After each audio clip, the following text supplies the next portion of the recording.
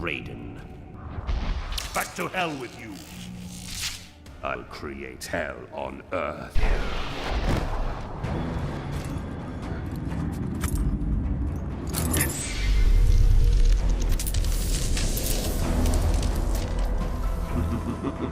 Tremble before me as I absorb Earthrealm's power.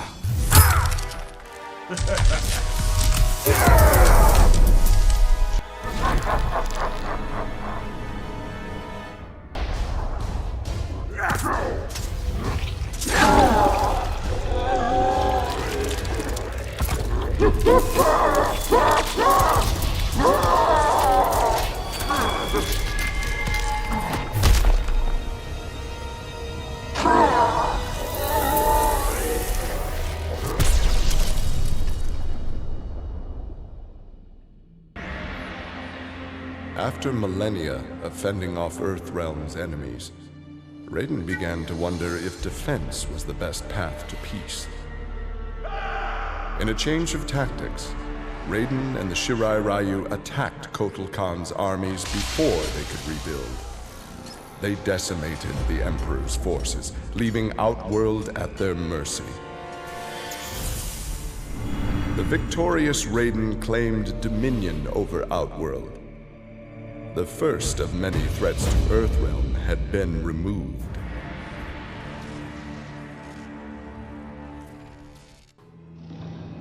Grandmaster Sub-Zero knew his Lin Kuei clan would need more than martial arts to stave off future threats to Earthrealm. In the frozen reaches of Outworld, he found the answer: a female frost dragon with a clutch of eggs. With his ability to freeze, Sub-Zero hatched the Dragonlings. They accepted their Lin Kuei masters and their training as combat mounts. With a force of dragon riders, the Lin Kuei's ferocity became legend. None dared risk conflict with Earthrealm. Remorse for his role in resurrecting Shinnok weighed heavily upon Scorpion's soul. His desire for vengeance had brought Earthrealm to the brink of destruction. Scorpion offered to perform harakiri to atone for his offense. But Raiden suggested a more productive alternative. Instead of death, Raiden sentenced Scorpion to life. He imbued Scorpion with a small portion of the Jinsei's power, linking him to Earthrealm's essence. Scorpion and his Shirai Ryu clan would protect the Jinsei and Earthrealm forever. Kitana found herself walking the streets of a magnificent, shining city. This was Edenia, a realm freed from Outworld, and Kitana was its beautiful queen. This was the timeline unaltered by Raiden. Earthrealm had been destroyed by Shao Kahn, but Kitana had survived Armageddon and united the other realms to destroy him. Long-lasting peace was the result. Kitana awoke from this vision to find herself in the Nether Realm. She was not the queen of Edenia, but a revenant of hell, and she hated Raiden for it. Overcome with exertion, Mileena collapsed and felt her soul gliding through the ether. She awoke in an incubation chamber. Nearby were countless others, each containing an exact copy of her. Mileena found she could read each being's mind and they hers. They quickly realized the benefit of so many fierce warriors sharing one mind. As they plotted revenge on their enemies, the architect of the Mileena's awakening laughed quietly. Devora's ultimate plan was not to destroy Shinnok, but to enslave him. She implanted larvae, her young, in his body to gestate. Having consumed the godlike power of their immortal host, Devora's offspring were unlike any Kaitin ever born. As they matured, they spread like locusts throughout the realms. her army of Kaitin super drones brought glory to Devora, their beloved queen, and destruction to all.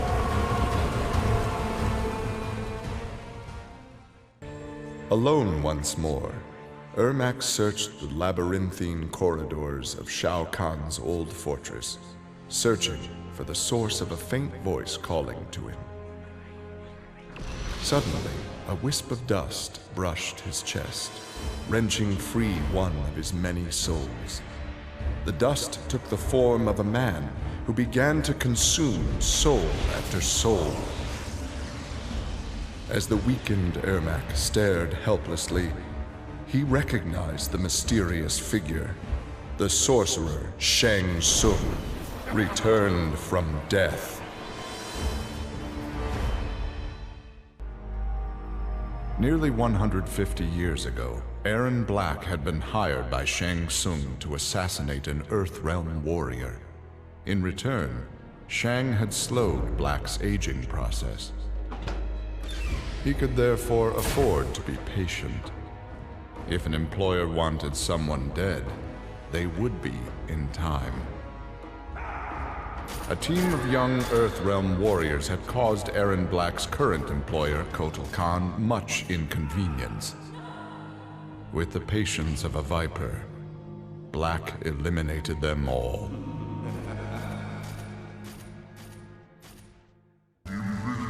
For many years, Farah and Tor were a symbiotic pair, as is natural with their species. But that bond was broken when Farah came of age and began the Great Transformation. Farah Tor returned to the Tarkatan Wastes, where Farah began her metamorphosis. The process took an agonizing 3 outworld years, during which time Tor withered and died. Now a brute, Farah will be chosen by a rider. A new symbiotic pairing will be forged, and new battles will be won. The Shokan had become outcasts for refusing to aid either side in the Outworld civil war. But with the conflict over, Prince Goro decided to re-enter the political landscape. Kotal Kahn's armies were weak from years of battle. Melina's rebels were scattered. It was an easy matter for the Shokan to seize control. The newly crowned Emperor Goro had his rivals exterminated. No Aztec, Kaitin, Edenian, or Tarkatan would usurp his throne.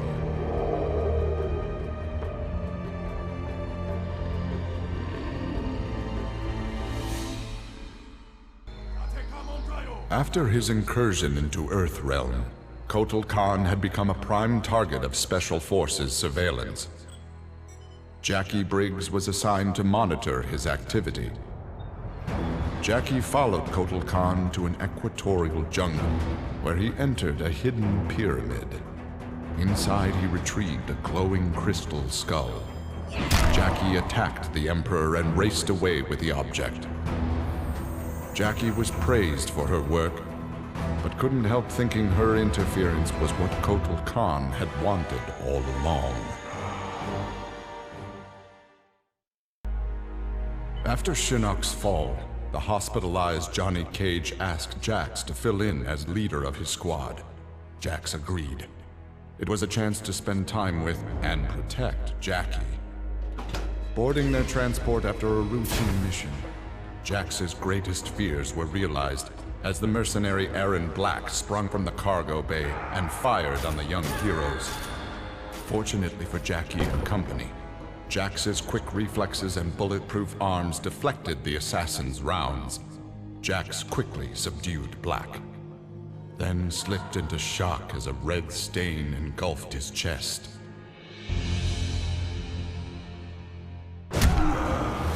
Johnny Cage's life had turned out to be stranger than any science fiction film, but he knew the final scene was approaching. With Raiden's direction, Johnny was able to sail to Shang Tsung's abandoned island fortress, where his adventure had begun, to contemplate his future. Amid the rubble, Johnny found an ancient tome. its pages revealed that Shang Tsung had unraveled the secret to Edenian long life. Johnny Cage's retirement would have to wait. Kano had always been a survivor, but even he would one day succumb to fate. His ideals of ruthless terror would die with him, unless he could pass on his methods to a new generation. Combat, weapons, high-tech sabotage, torture, all would be part of the curriculum. But before his students could learn his techniques, Kano would beat the weakness out of them. They would understand, or die trying. Kano's first pupil? His own son. Class was now in session. Having defeated Shinnok, Kenshi joined Takeda on his quest to avenge his mother Su-Chin's murder. Their travels took them to a cave where he and Takeda freed a man, Taven, encased in a stalagmite. Kenshi told Taven that his brother, Dagon, was the founder of the Red Dragon Assassin Clan. Dagon had not only murdered Su-Chin, but his and Taven's parents as well. Together, Kenshi, Takeda, and Taven lay siege to the Red Dragon base. Dagon fell victim to Kenshi's rage. Su-Chin's murder had been avenged.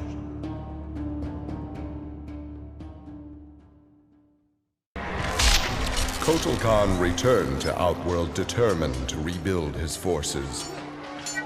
But Raiden defeated him in a surprise attack and claimed dominion over Outworld. Desperate, the Emperor called upon the Elder Gods to aid in preserving his sovereignty. They granted his request, invoking the most sacred of contests. Now, once every decade, Kotal Khan must enlist his greatest defenders to face Raiden's challengers in Mortal Kombat.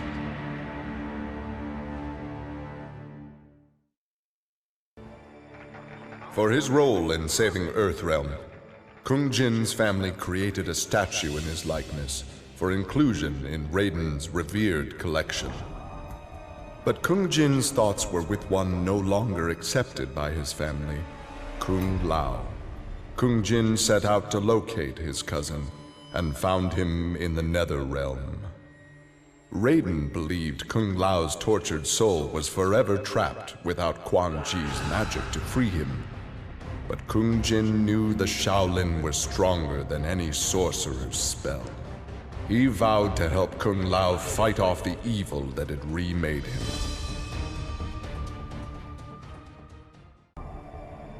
After Shinnok's defeat, Kung Lao found himself trapped in the Netherrealm, his soul corrupted by Quan Chi's dark magic.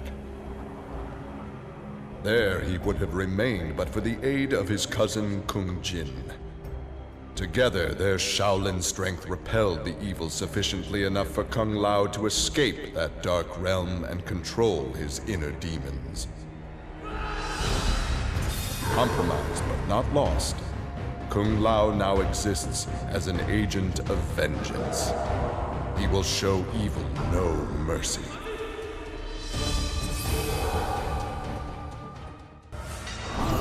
With Shinnok defeated, Liu Kang explored the Nether Realm, a world that, without Shinnok's controlling power, had descended into chaos. Liu Kang was no sorcerer or elder god, but his fighting skill was more than enough to beat Netherrealm's demons into submission. Liu Kang realized that Netherrealm was his for the taking, and that ruling appealed to him. He would assume Shinnok's throne and ponder the conquering of other realms.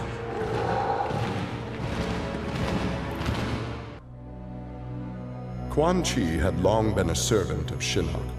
His role in freeing him from imprisonment had not gone unnoticed by the Elder Gods. Shinnok was no longer a threat, but Quan Chi's actions had given rise to a new power. After much deliberation, the Elder Gods contrived a plan to rebalance this power before it grew further. Free will was burned from Quan Chi's soul and replaced with a single directive. He must kill Raiden. After Shinnok's defeat, Reptile was ordered to Earthrealm by Kotal Khan to assess the damage. Such intel could prove useful in future conflicts. Stumbling upon a collapsed cavern, exposed during the crisis, Reptile was shocked to see raptors emerging from within. Unlike the rest of his race, these raptors had never left Earthrealm for the doomed realm of Zaterra, and thus had remained safe and hidden. Alone no more, Reptile vowed to remain with his rediscovered people and reclaim their Earthrealm homeland.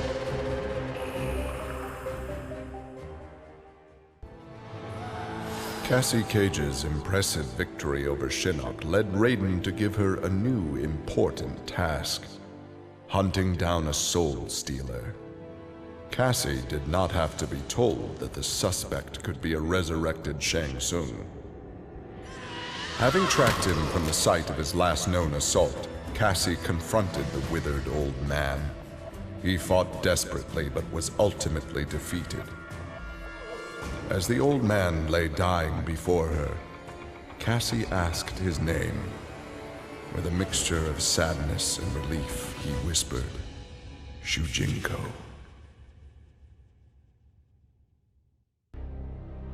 Exhausted by her ordeals, Sonya slipped into a deep sleep and began to dream. Kano held Jax and Cassie hostage. He made Sonya choose who would live and who would die. Seeing no way to free them both, she chose Cassie and screamed as Kano killed Jax before her eyes. Still screaming, she was awoken by Johnny. He had horrific news. Jax was dead by an assassin's bullet.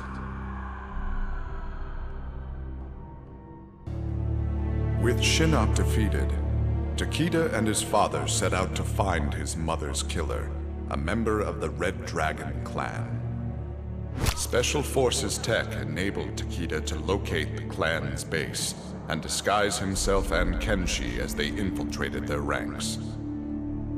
Deep within the mountain stronghold, Takeda discovered an actual dragon, a prisoner of the clan. The creature used its magic to divine the murderer's name, then transport Takeda and Kenshi to a faraway cave. There they discovered a man encased in a stalagmite. The dragon had said this man would also have reason to confront Su Qin's killer. Takeda began to free him.